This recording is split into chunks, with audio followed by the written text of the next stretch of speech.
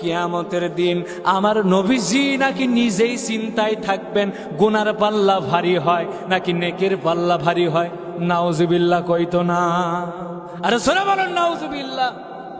অনেক ওলামা বলে আল্লাহর নবী কিয়ামতের ময়দানে চিন্তা করবেন যে আমার নেকির পাল্লা ভারী হয় নাকি পাপের পাল্লা ভারী হয়। এই টেনশনে তিনি নাকি মাথা নিচা করে থাকবেন, উঁচা করতে পারবে না। তবে শাফায়াতের কান্ডারি কোথা থেকে তিনি হইলেন? তবে আমরা কোথায় যাব?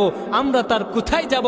আল্লাহর নবীজি মরণের সময়, ইন্তেকালের সময়, ওফাতের সময় পর্যন্ত উম্মতকে এক সেকেন্ডের জন্য, যার্রা পরিমাণের জন্য, ইনোসেকেন্ডের জন্য আল্লাহর নবী উম্মতকে কখনো ভোলে নাই। যখন আমার রসুল মৃত্যুর সরজায় একদম মুমূর্ষ অবস্থায় যখন মৃত্যু হয়ে যাবে, ওফাত হয়ে যাবে, আল্লাহ রসুল তখন বলতেছেন সালাত সালাত সালাত। আজরাইল যখন আপনার বুকের উপরে একটা হাত রাখলেন, আমার নবীজি বললেন, ও আজরাইল তুমি আমার বুকের উপরে কি রেখেছো?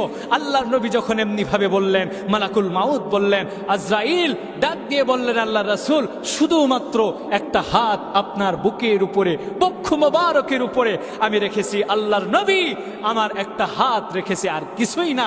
আল্লাহর নবী তখন বললেন, ও আজরাইল আমার জানটাকে তুমি অত্যন্ত কষ্ট দিয়ে নিতেছো।